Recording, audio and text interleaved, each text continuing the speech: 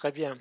Alors, on va reprendre notre vidéo. Donc, la première chose qu'on va faire ici, c'est de démarrer ce container, et puis de voir quelles sont leurs adresses IP. Donc, je viens dans mon terminal, je fais un docker ps. Je vois que pour le moment, j'ai plus aucun container qui tourne. Donc, je vais faire un docker run et puis la première image que j'avais définie pour le contenu statique, c'était Apache PHP. Et puis, ce qu'on va faire, c'est qu'on va lui donner un nom. Donc, je vais ici appeler ça Apache statique. Je vais aussi le démarrer en arrière-plan. D'accord? Donc, j'ai démarré ce container. Dans ce cas-ci, je n'ai pas défini de port mapping. Donc, ça veut dire que depuis l'extérieur, j'ai aucune possibilité pour le moment d'envoyer des requêtes au container. Je pourrais me connecter dans la boîte grise et me connecter pour voir si ça a bien fonctionné. Deuxième chose, je vais démarrer ce container ici. Donc ici, c'est pas Apache, mais j'avais appelé ça Express Students. Et puis, je vais appeler mon container Express Dynamic. Dynamic parce que je retourne des données JSON.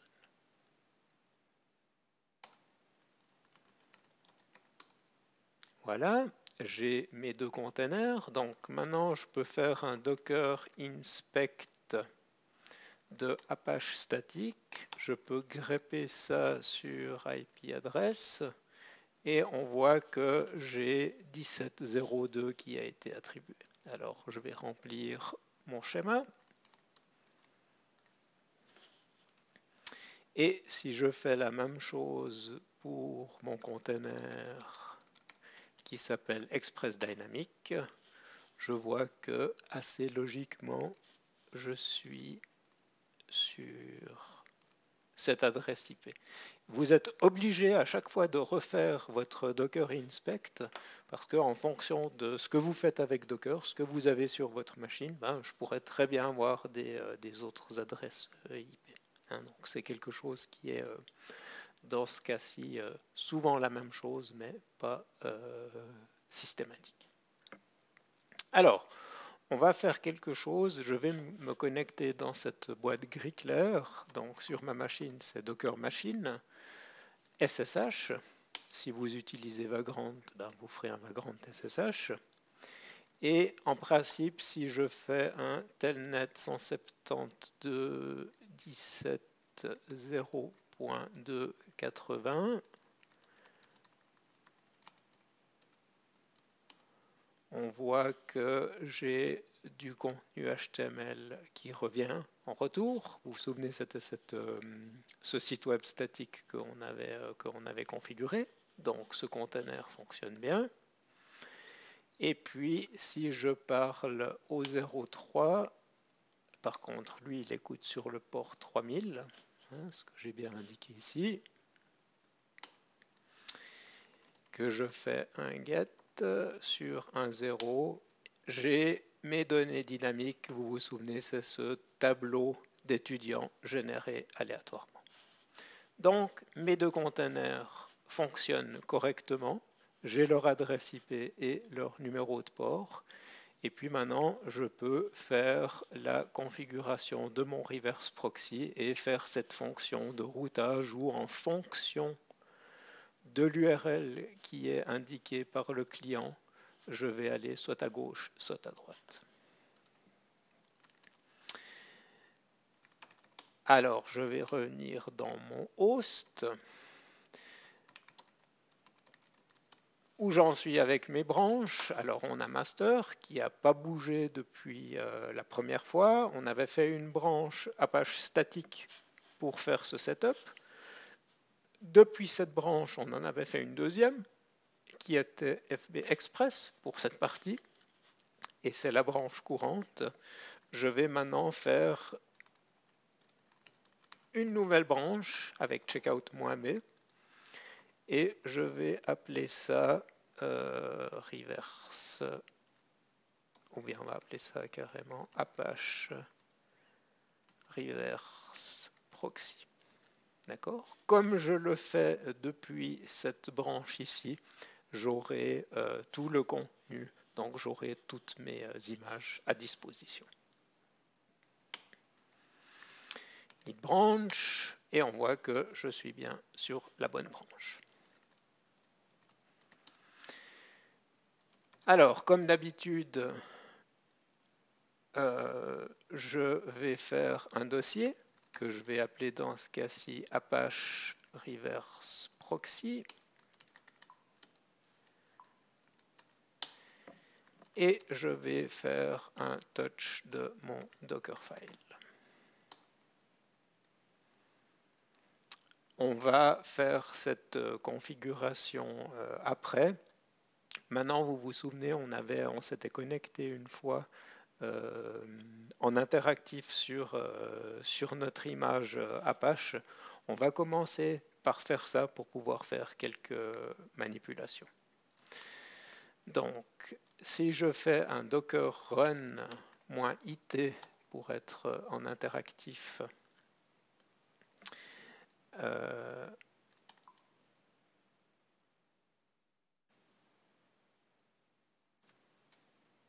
et mon image, que je la retrouve, c'est celle-ci que je veux utiliser.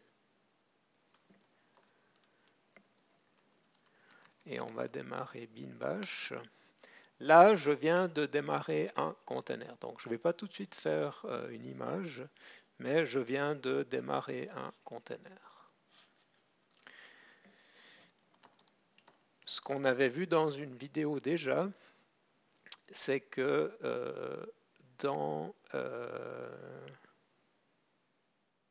je vais revenir en arrière et puis quand je vais lancer ce terminal, je vais faire du port mapping et donc je vais mapper sur le port 80. Ici, sur le port 80, je vais mapper le port 80 du container. Comme ça, ça me donnera la possibilité, depuis l'extérieur, de me connecter sur ce container. Voilà. Alors, si je vais dans le dossier /etc, je vous avais dit que c'était l'endroit où on avait les fichiers de configuration des différents services. Et j'ai un dossier Apache 2 qui contient la configuration du serveur Apache. Ce qu'on voit, c'est qu'il y a des dossiers, mods pour modules available, disponibles, enabled pour activer. Et puis j'ai la même chose, j'ai des sites, des sous-sites qui sont disponibles et j'ai des sous-sites qui sont activés. Alors ça, c'est ce que vous allez trouver dans les distributions Ubuntu, Debian, et vous avez des scripts utilitaires qui s'appellent par exemple enmod pour enable module, donc c'est quelque chose qu'on va utiliser pour activer un module supplémentaire de Apache. Typiquement, il y a un module pour que Apache fonctionne en mode proxy. Et puis, vous avez aussi un script qui s'appelle A2NSide pour enable side. C'est ce qu'on va utiliser pour activer un des sites. Donc, ce qu'il faut savoir, c'est que vous pouvez avoir un serveur Apache qui va servir plusieurs sites logiques. Par exemple, si vous êtes un hébergeur, vous allez peut-être héberger le site de Coca-Cola, le site de Philip Morris, le site de Nestlé sur la même infrastructure, sur le même serveur Apache, et chacun de ces sites logiques serait ici vu comme un site. Dans notre cas, ici, le reverse proxy va être un de ces sites. Donc, ce qu'on peut faire, c'est descendre dans le dossier Sites Available et regarder ce qu'on a. Donc, par défaut, on a un site qui s'appelle 00 default. C'est celui qu'on avait vu la toute première fois.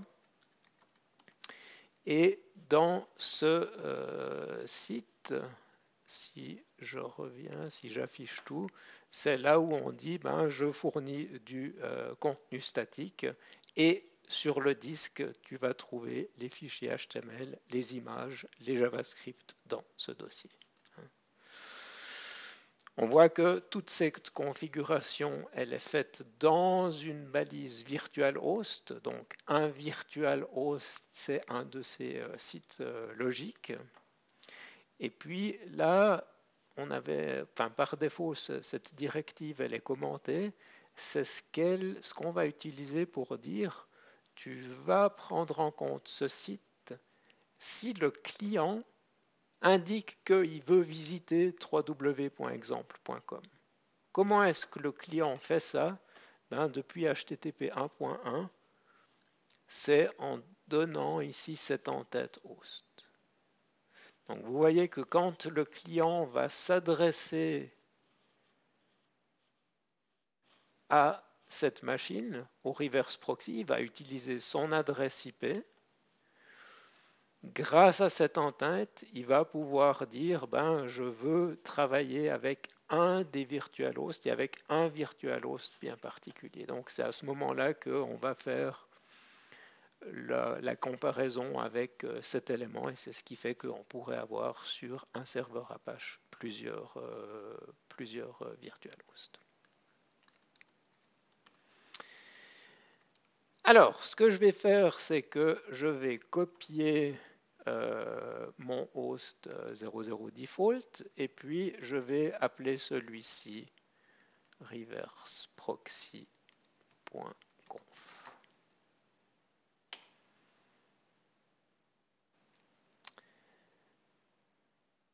Ce que j'aimerais bien faire, c'est éditer le fichier directement dans le container et là on voit que malheureusement, ça a aussi des avantages. Je ne peux pas le faire dans cette image parce que dans cette image, VI n'est pas installé. Alors, si c'est le cas, ce que vous pouvez faire, c'est un apt-get update.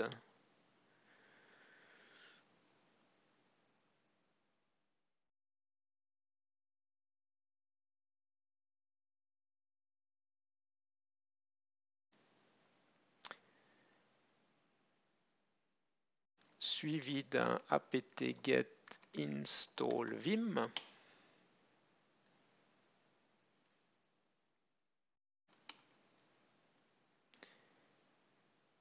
Et je vais ainsi installer VI. Donc ça, c'est clair que je devrais le refaire chaque fois que je redémarre un container, puisqu'il n'y a pas de persistance de données.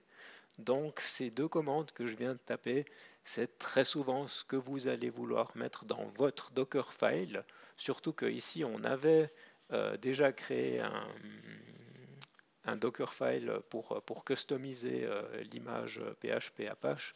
Ben, dans mon cas, c'est assez souvent quelque chose que je fais. Je rajoute ce apt-get update et apt-get install vim pour pouvoir utiliser VI directement quand je me log sur les containers. Donc, on va venir dans notre fichier 001. On va supprimer les instructions. Donc ici, je vais mettre ce que j'ai préparé dans mon schéma. Donc ici, je m'attends à avoir demo.res.ch.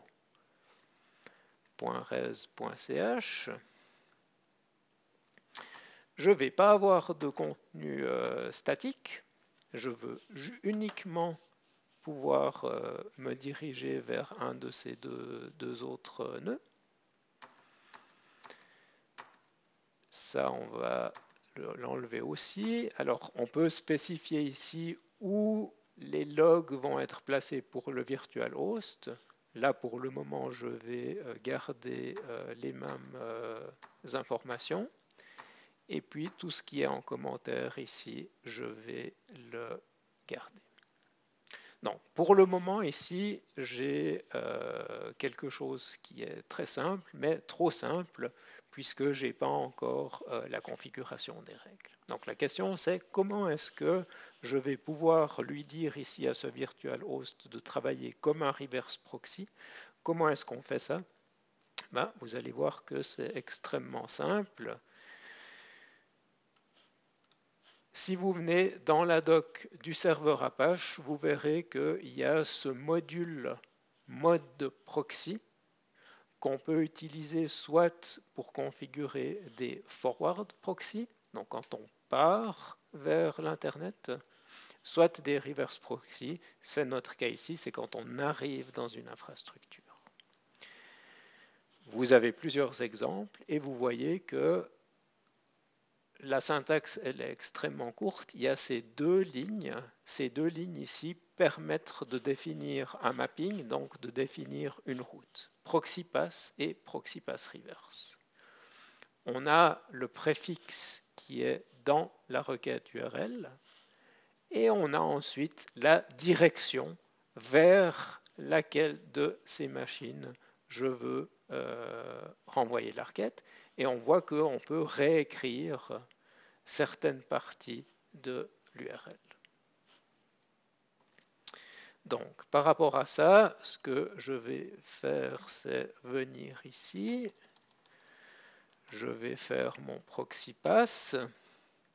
Et puis, je vais lui dire ici que si mon URL commence par /API/students, alors je veux aller vers http 172.17.0.3.3000/.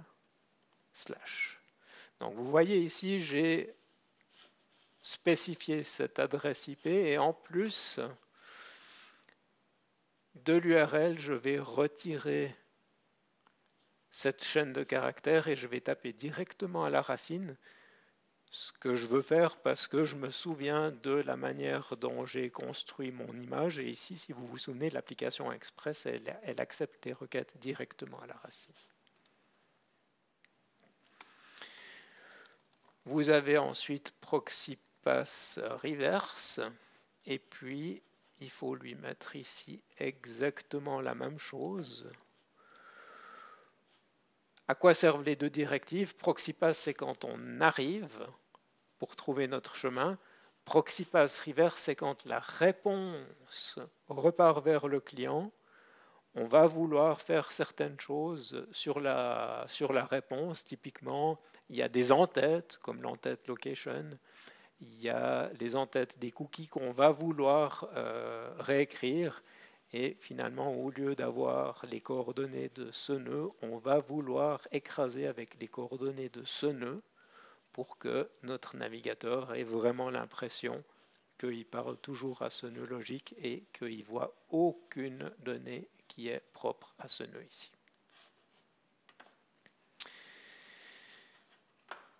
Donc là, j'ai mes deux règles.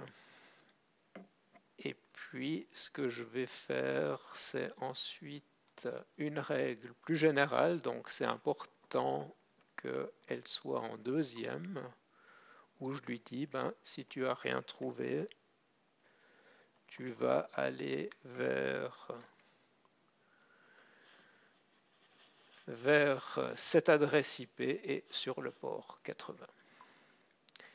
Une chose à laquelle vous devez faire attention quand vous écrivez ces règles, c'est d'être bien cohérent sur les slash. Vous voyez ici que ça se termine par un slash et je termine par un slash ici.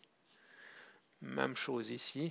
Si vous ne faites pas ça, si vous mettez un slash et que vous oubliez le slash ici, vous allez avoir des mauvaises surprises et vous allez voir que votre réécriture d'URL ne se passe pas bien ou pas toujours bien. Donc faites bien attention à être cohérent avec les slash.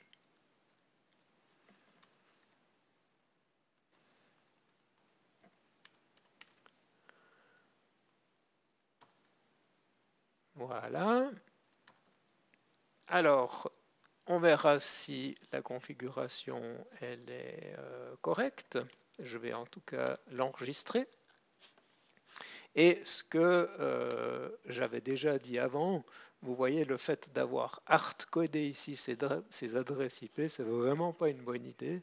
Parce que si je redémarre ces containers, peut-être qu'ils vont avoir d'autres adresses IP et ça m'obligerait à rechanger la configuration. Là, on est vraiment dans un mode expérimental où je vous montre comment faire la configuration et on fait les choses en temps réel, mais c'est vraiment quelque chose qu'on va vouloir améliorer par la suite. Alors, on pourrait faire un test et vous montrer que ça ne fonctionne pas. Si je veux redémarrer le serveur Apache,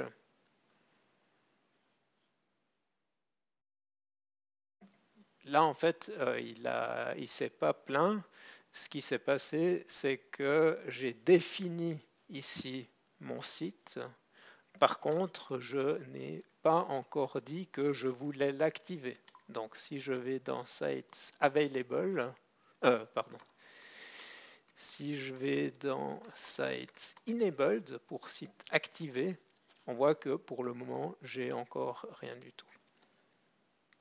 Donc, pour activer mon site, je vais faire un A2 in site et puis je peux ici utiliser un wildcard, donc je vais faire un enable sur mon site qui s'appelait 001 reverseproxy.conf. D'accord? Il me dit ici que maintenant pour l'activer, je vais faire un service Apache de reload. Et là, vous allez voir un message d'erreur. Parce qu'il me dit, oui, mais dans ta configuration, tu utilises la directive proxypass. Et puis, moi, je ne sais pas ce que c'est. Donc, c'est peut-être parce que c'est utilisé dans un module qui n'est pas encore chargé. Et effectivement, ce que je n'ai pas encore fait, c'est activer les modules qui sont nécessaires à l'utilisation du reverse proxy, ce que je vais faire avec l'instruction. Vous voyez que vous avez ici chaque fois les modules et ce qu'il faut faire pour les activer. Donc, de mémoire, ce que je vais faire, c'est un A2N mode pour enabler un module. Je vais en activer un premier qui s'appelle proxy et un deuxième qui s'appelle proxy HTTP. Sauf erreur, c'est les deux seuls modules dont j'ai besoin à ce stade. Je vais pouvoir faire mon reload. Dans ce cas-ci, je n'ai pas eu de message d'erreur. Et donc, en principe, je devrais maintenant être capable de tester cette configuration. Alors, on va voir ça tout de suite. C'est un petit peu le suspense. Donc, pour être clair, dans ce terminal, je suis ici à l'extérieur de la boîte grise, vraiment au même endroit que le navigateur. Donc, si je fais un telnet avec cette adresse IP, ça c'est quelque chose que je ne peux pas faire directement. Hein. Si je fais ici 17.02.80, il va essayer, mais ce container, il n'est pas joignable directement. Ça, c'est ce qu'on avait prévu et c'est une propriété qui est souhaitable. En revanche, si je fais un telnet sur cette adresse IP, 168.99.100, et que je spécifie le port que j'ai choisi pour le port mapping, cette fois-ci, je suis connecté. Et donc, je suis connecté au reverse proxy. Si je fais un get slash http 1.0, que dans host, je lui dis demo.res.ch, on voit que ça s'est bien passé. Donc la configuration ou le hostname, il a été pris en compte par le reverse proxy, donc le virtual host est activé. Et puis on utilise ici, si je reviens dans sites enabled,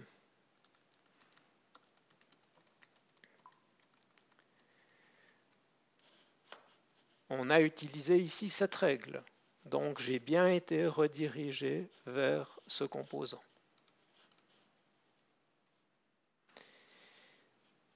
On va faire le deuxième test. Et cette fois-ci, je vais faire un get de API students.